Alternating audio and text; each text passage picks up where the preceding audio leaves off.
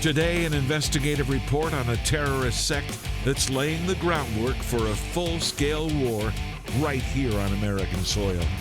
Could the United States become the #1 terrorist breeding ground in the world? Shocking details just ahead on Jewish Voice. Shalom and welcome to Jewish Voice, a program to help you to understand the Jewish roots of your Christian faith, Bible prophecy, and world events surrounding Israel. The guest that you're going to meet on today's program believes that a global threat is upon us, that the most powerful terrorist sect in the world has developed a strategic plan to destroy the United States, a plan to take us by surprise in ways that we may least expect, an attack that will happen from within right here on American soil. Here to help us understand all this is an investigative reporter, an authority on terrorism and national security.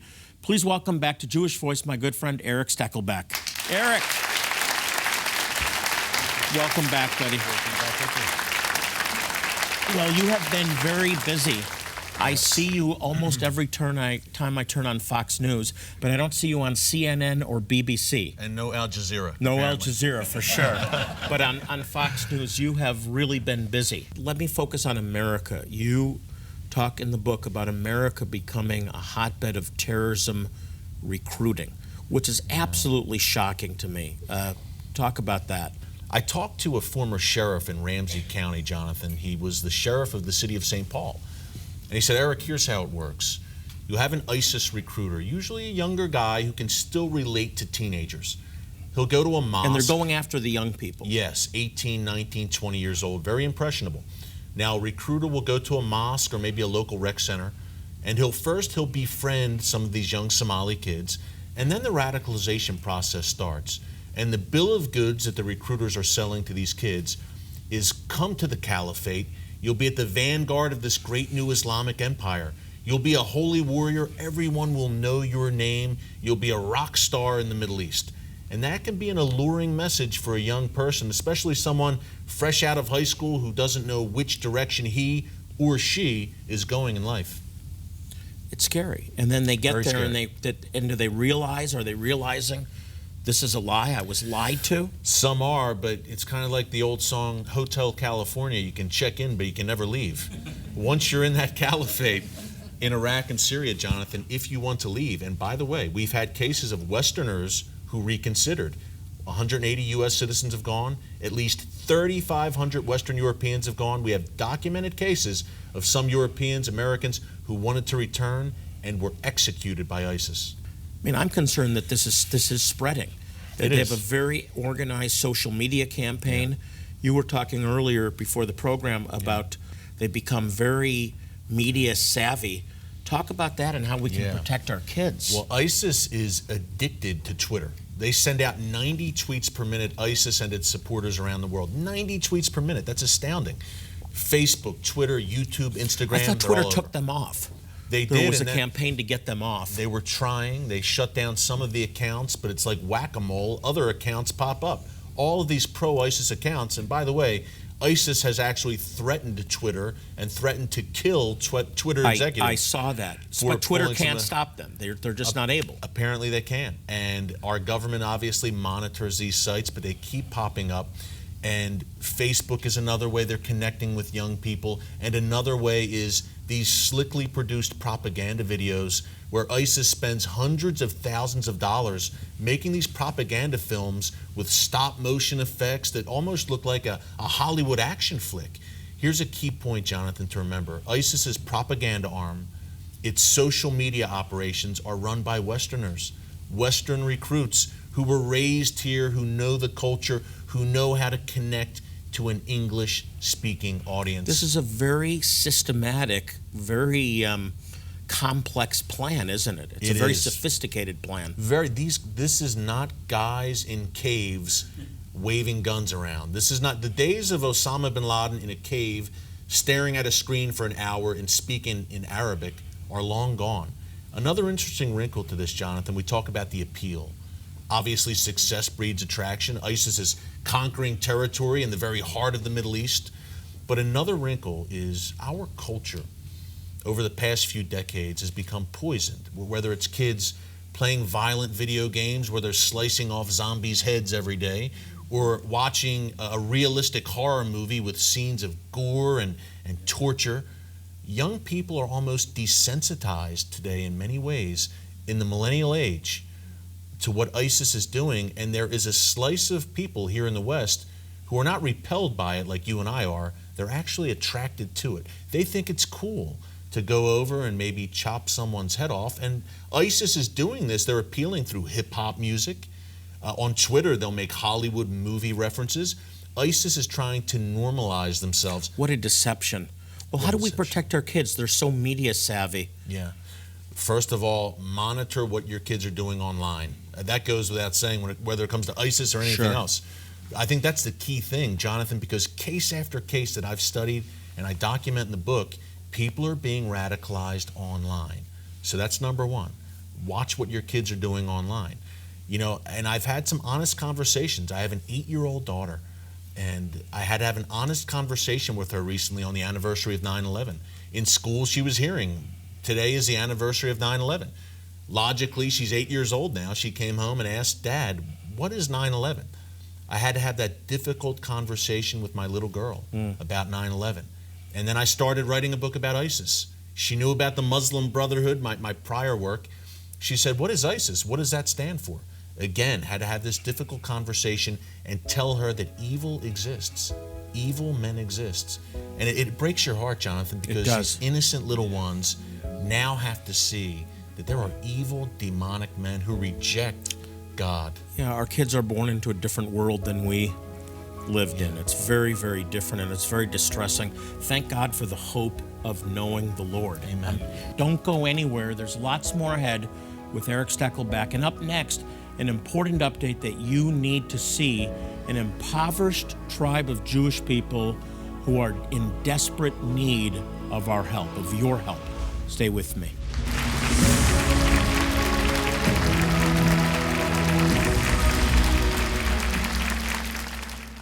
Your gracious gift in support of the work of Jewish Voice right now will make you a vital part of providing life-saving medical help to some of the most impoverished and needy Jewish people in the world. Today, we are urgently preparing for one of our next medical clinics to bless a remote lost tribes community in Zimbabwe, who clearly have ties to the ancient people of Israel, particularly the Levites, and have been practicing distinctly Jewish customs for centuries. Our medical teams will provide more than just physical care and comfort. They'll share God's love and good news that Jesus is their promised Messiah. Today, we urgently need your help to equip and fund this vital upcoming outreach. Time is literally running out for many of the most vulnerable there, especially infants and toddlers. You can help save them, but you must act now. Will you be a blessing to these needy Jewish people? Call or click right now to share life-saving help.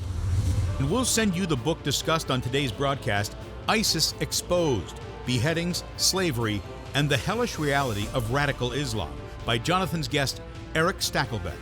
In this eye-opening new book, veteran investigative reporter Erick Stakelbeck takes you inside the story of the new caliphate rising in the Middle East and reveals just how clear and present a threat it is, even here in the United States. If God has blessed you with the means to share a gift of $120 or more today to help bless some of the neediest Jewish people on earth, we'll also send you our powerfully moving new limited edition art sculpture we call Soldier at the Wailing Wall. This numbered limited run keepsake sculpture poignantly depicts an Israeli soldier praying at Jerusalem's western wall. It will serve as a deeply moving reminder that your partnership with Jewish Voice makes you an important part of something that is blessing the Jewish people and rallying support for Israel. Please remember, God has promised to bless those who bless the Jewish people. To share a gift in support of this vital outreach and request your thank you resources, please call, click, or write now. And remember, your generous gift will make you a part of extending life-saving medical help and sharing the good news to some very needy Jewish people. Once again, time is of the essence for many of these people. Please call, write, or click right now. Today, an investigative report on a terrorist sect that's laying the groundwork for a full-scale war right here on American soil. Could the United States become the #1 terrorist breeding ground in the world? Shocking details just ahead on Jewish Voice. I'm back with best-selling author Erick Stakelbeck, who's here to discuss his latest book, ISIS Exposed: Beheading Slavery and the Hellish Reality of Radical Islam. I want to quote something that you wrote in the book and have you comment on page 207. You write this: "We have reached a tipping point in the battle against radical Islam. Future generations will look back on this period in history much as we now look back on the Cold War and World War II and judge us on how we confront the existential challenge of Islamic jihadism that has already changed the Western way of life in profound ways." That's a pretty thought-provoking statement. We'll be judged for this. Yeah, you think of the book of Ezekiel where God says, if the watchman does not sound the alarm, he will be held accountable. Let me focus on America. You talk in the book about America becoming a hotbed of terrorism recruiting, which is absolutely shocking to me. Talk about that. Well, number one, we are the ultimate target. We have the bullseye on our back. Every Islamic terror group from ISIS, Al-Qaeda, we are the ultimate target. We are the great Satan. That's ultimately, if you want a caliphate that controls the world, you have to take out America. You have to. We're the big boy on the block, the big Satan. We're a fiercely sovereign nation, at least we used to be.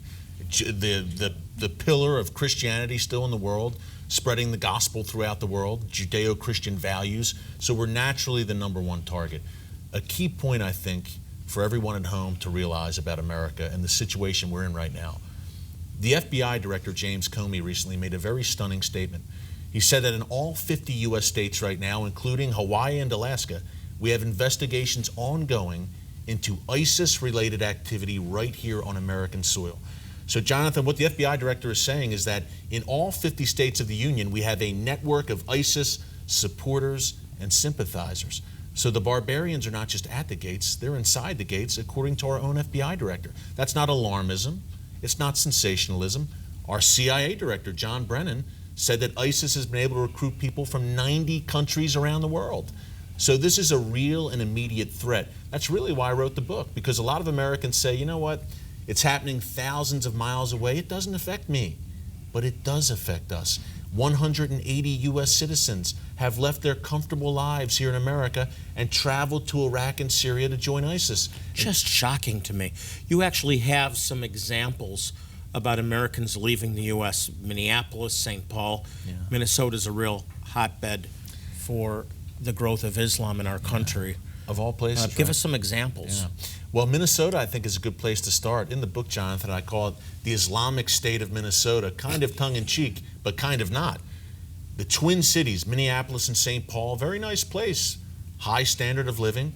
Well, over the past few years, Minneapolis and St. Paul have sent dozens of U.S. citizens, in particular Somali Muslims, overseas to join terror groups like ISIS.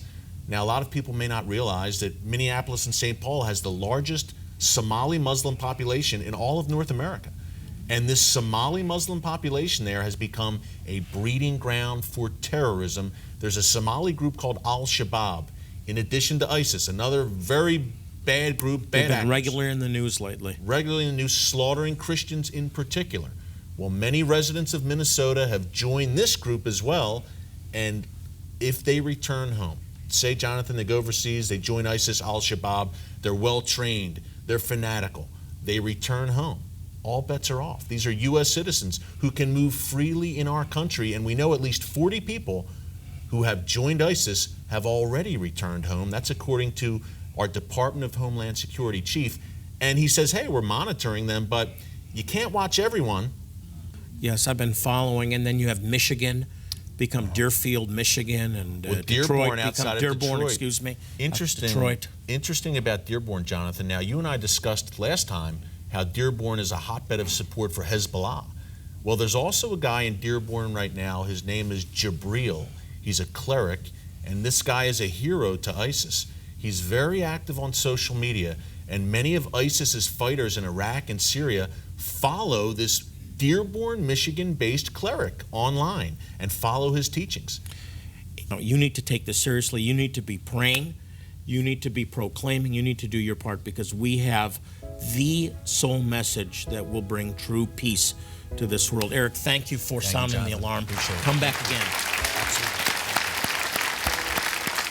If you want to better understand how ISIS is strategically planning to infiltrate America, where they may already be laying groundwork, and what you can do to protect yourself and your family, then you're going to want to get a copy of Erick Stakelbeck's latest book, ISIS Exposed.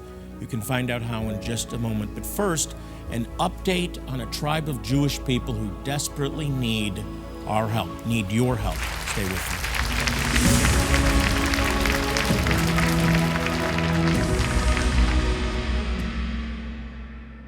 Your gracious gift in support of the work of Jewish Voice right now will make you a vital part of providing life-saving medical help to some of the most impoverished and needy Jewish people in the world. Today, we are urgently preparing for one of our next medical clinics. Our medical teams will provide more than just physical care and comfort. They'll share God's love and good news that Jesus is their promised Messiah. Today, we urgently need your help to equip and fund this vital upcoming outreach. Time is literally running out for many of the most vulnerable there, especially infants and toddlers. You can help save them, but you must act now. Will you be a blessing to these needy Jewish people? Call or click right now to share life-saving help.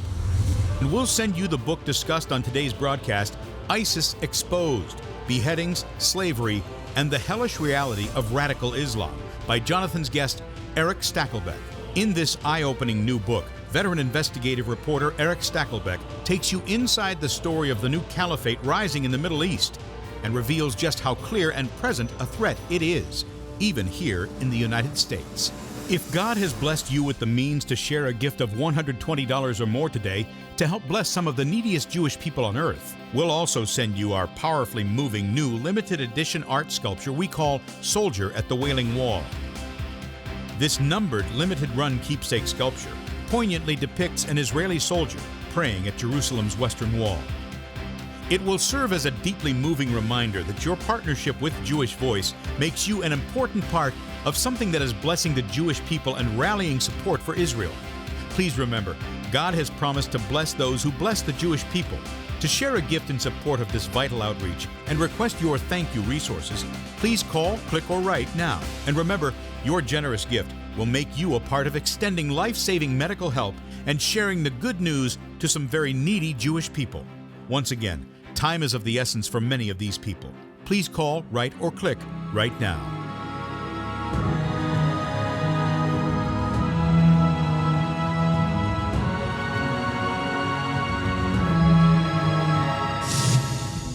I'm here in the pools of Bethesda in the old city of Jerusalem. And this is a very important place because this was the place of mercy. We miss it, the meaning of the name of the place, and if we don't go back to the Hebrew or the Aramaic. Bethesda comes from two Hebrew words, Beit, which means house, and Chesed, which means mercy. This was the house of mercy. And we know it's the right place because the pools exist to this very day. They're much lower, which shows us the level of the city in the time of Yeshua. But we're given the location in John chapter 5. We're told, first of all, that Yeshua comes to Jerusalem for the feast. It's the feast of Passover, Pesach, which was the watershed event in Jewish history, commemorating the exodus of the Israelites out of Egypt. And this was a pilgrimage feast. There was 3 times a year that the men of Israel would come to Jerusalem and worship in the temple. And those were Passover, Pesach, Sukkot, or the Feast of Tabernacles, and Pentecost, or Shavuot.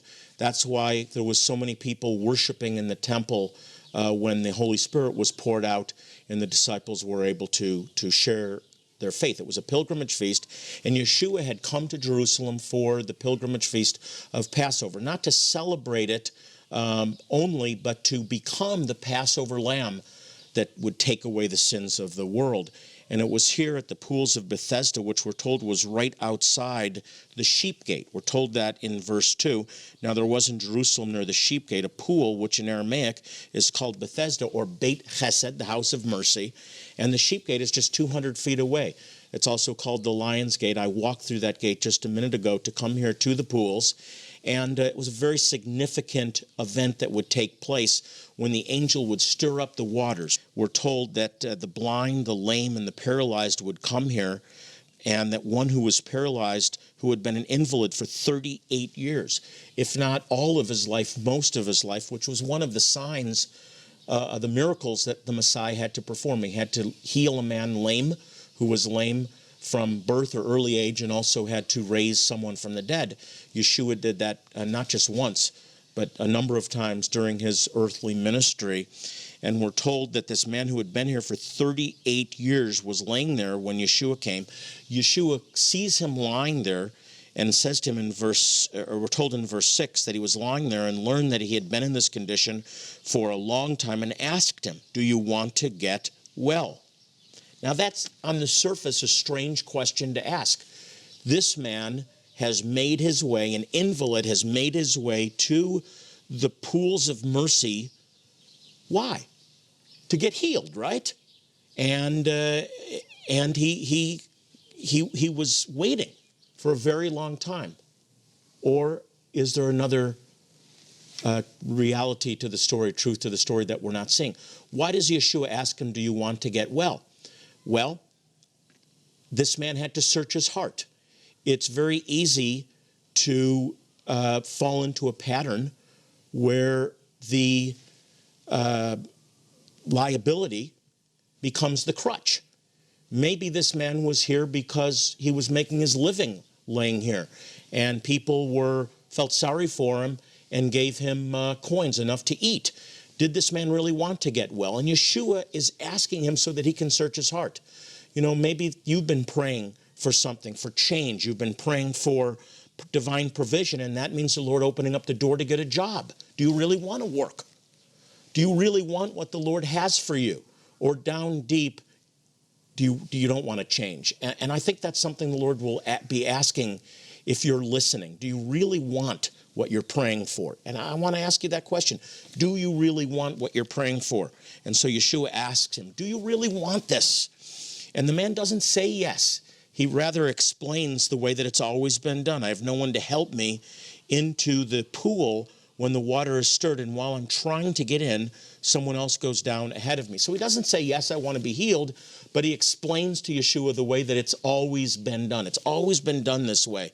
And we can fall into patterns. We can fall into habits where the Lord has done it a certain way in our life in the past, and we're used to doing things a certain way. We're used to going to church and it being a certain way, or Messianic congregation and it's done a certain way, and the Lord may not do it the same way the next time.